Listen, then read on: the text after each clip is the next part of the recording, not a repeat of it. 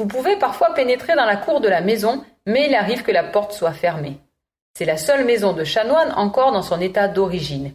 Elle vous accueille avec ses fenêtres XVIe siècle et sa citerne au milieu de la cour. Au XIVe siècle, elle était contiguë à la petite maison du Gâchia, le gardien, celui qui avait accès à la bretèche au-dessus de la porte de la Gâche. Elle ne comportait qu'une tour et c'est seulement beaucoup plus tard, au XVIe siècle, que l'on construisit des étages en s'appuyant sur des galeries tout autour de la cour.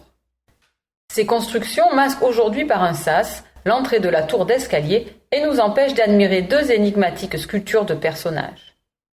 On découvre, ornant la cour, de belles fenêtres à demi croisées dont l'une est surmontée d'un larmier, mais sur les deux côtés les élévations ont disparu. Concernant les fenêtres, à cette époque, le plomb coûtait très cher. Il était courant de concevoir les ouvertures avec une vitre et donc du plomb en haut, et une partie basse constituée d'un simple volet de bois. Le confort n'était pas toujours au rendez-vous, surtout en hiver. Dans la cour de la maison de Sanson, un corbeau encore en évidence indique qu'il soutenait un tuyau de pierre. L'eau était ainsi conduite depuis le haut de la tour dans un pilier creux, filtré par du sable et parvenait dans la citerne dont la margelle trône toujours dans la cour. Elle pouvait contenir 40 mètres cubes d'eau, une bonne provision pour les habitants de la demeure. En effet, chaque chanoine ne vivait pas seul, mais d'autres clercs pouvaient habiter avec eux.